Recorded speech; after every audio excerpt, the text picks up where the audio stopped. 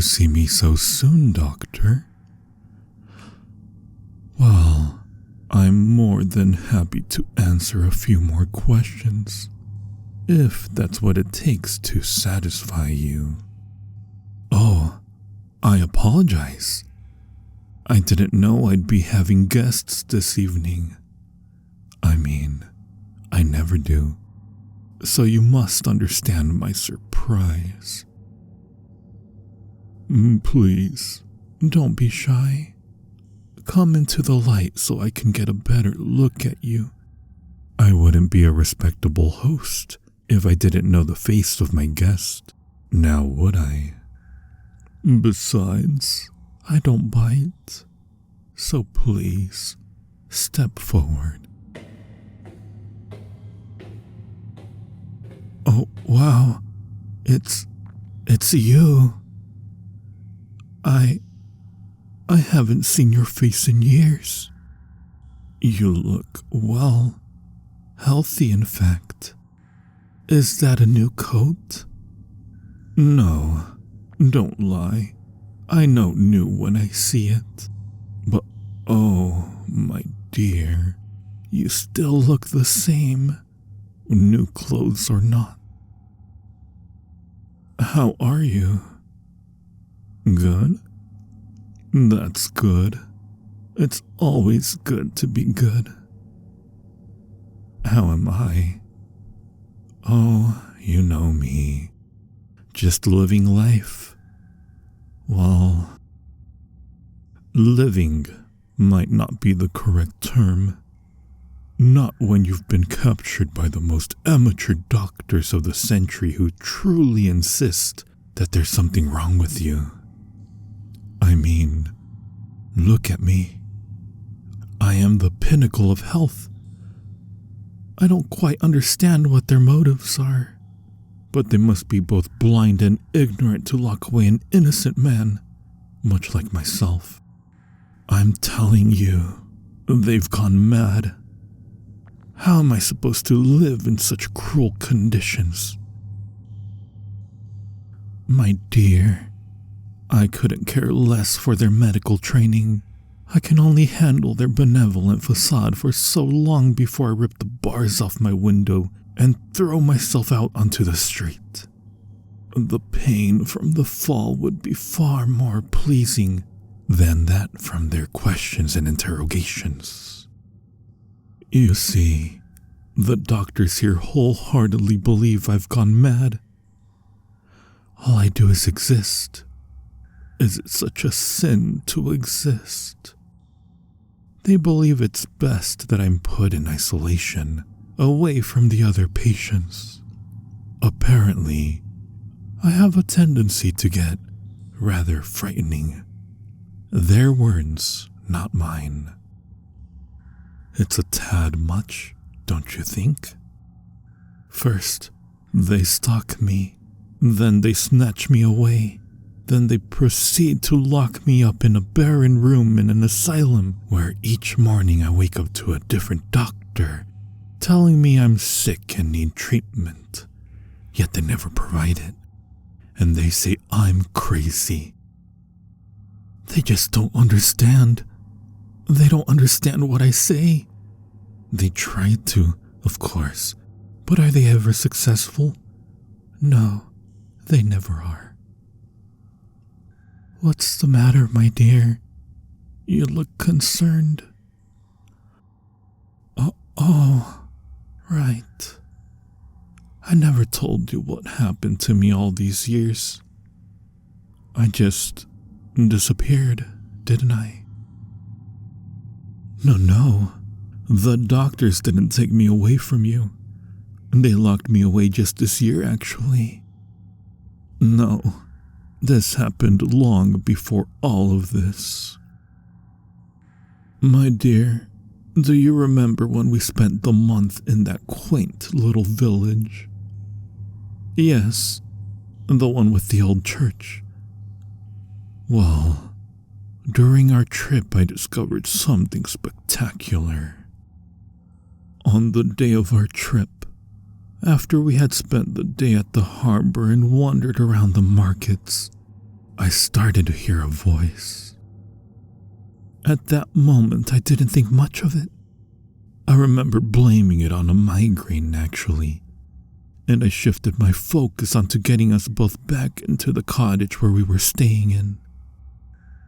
But that night, while you slept peacefully under your covers, I began to hear the same voice again from outside.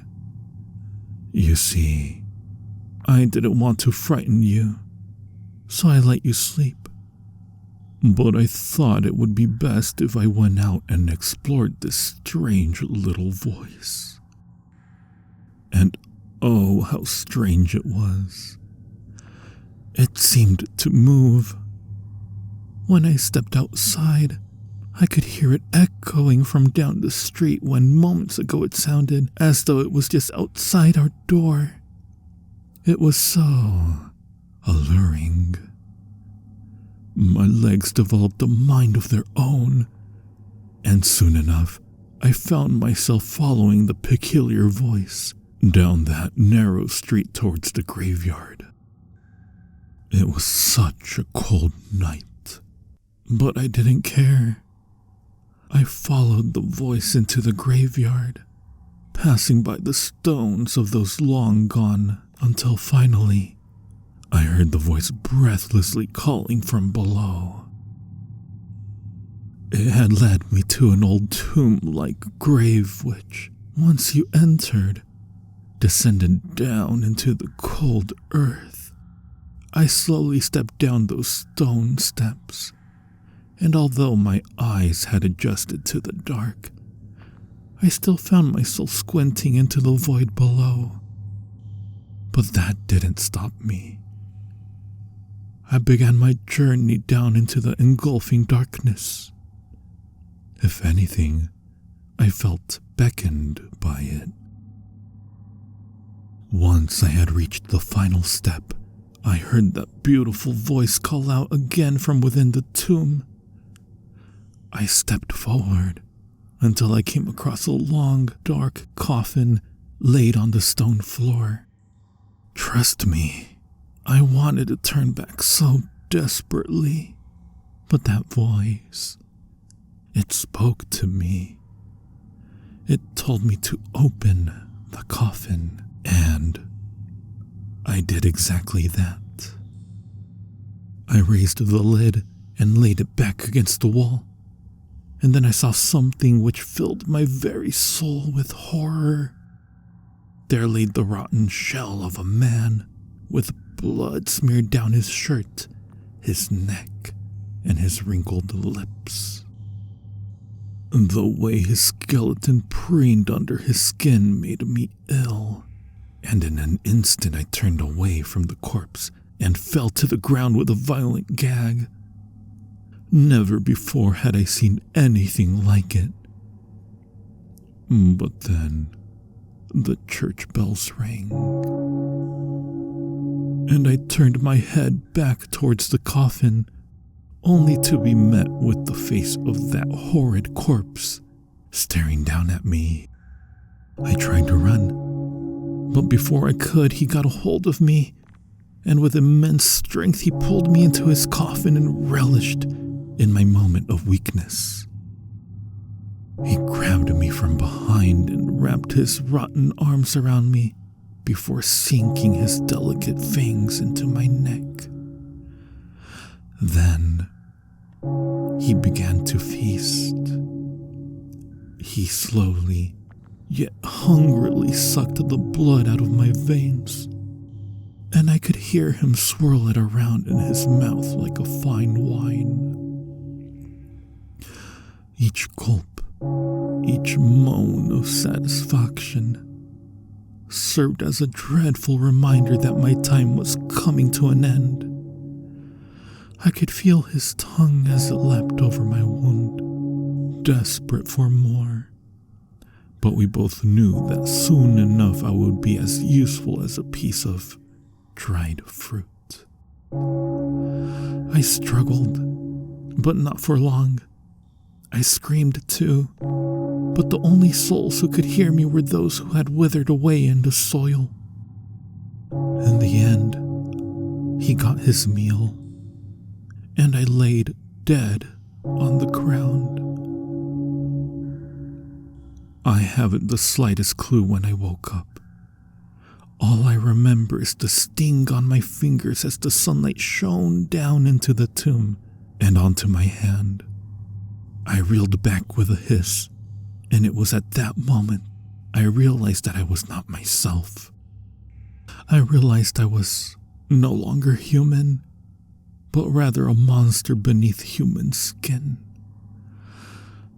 You have to understand, my dear.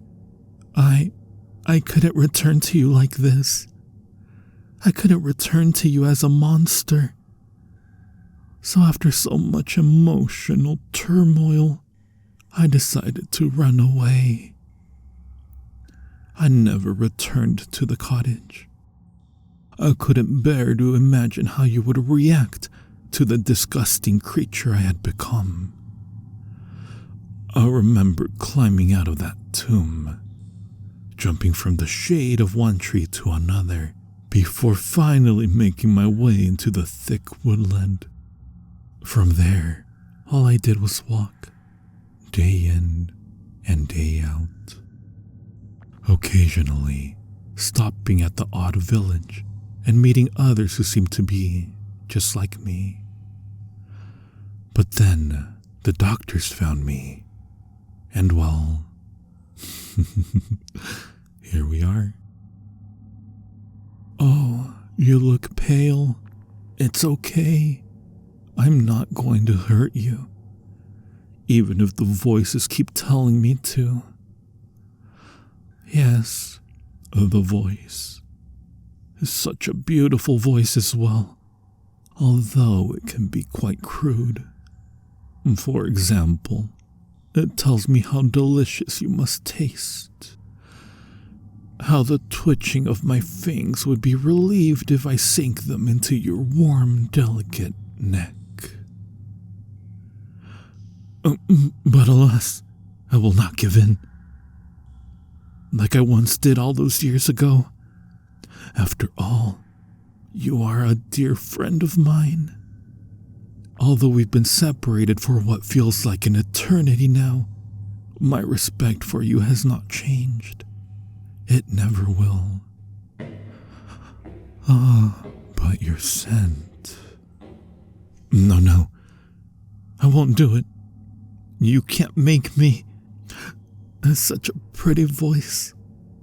But I won't do it. I'm in control here, not you. Please, my dear. I think it would be best if we kept some distance from this point forward. I wouldn't forgive myself if I hurt you. Yes, just like that. Thank you. I'm sorry for leaving you. I never wanted you to see me like this. I never wanted you to see the bleak reality I was forced into. This world of blood, lust, and pain of which no innocent soul, such as yourself, should ever be subject to. It is miserable. You shouldn't have to know what true misery looks or feels like.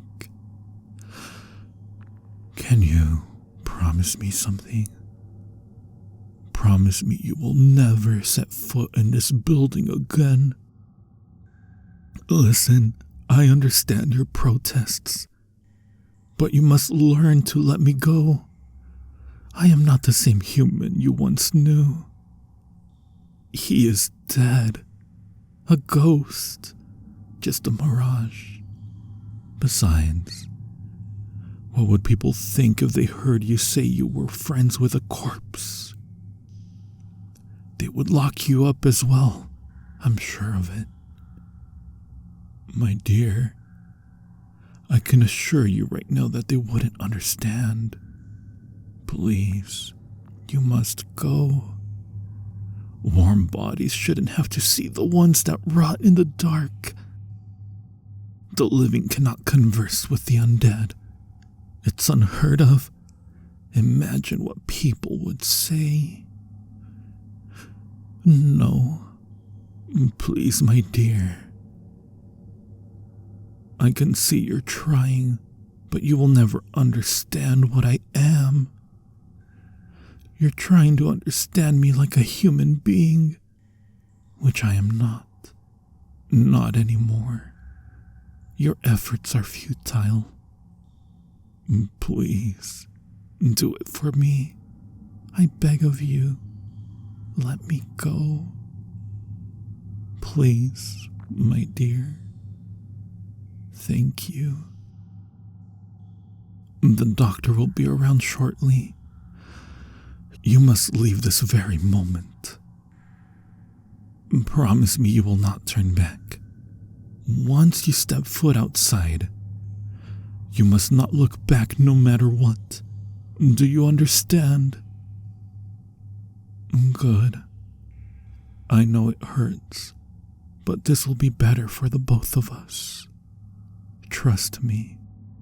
A miserable sight like myself is better left in the past. Now leave, my dear, and rejoice with the others under the sunlight.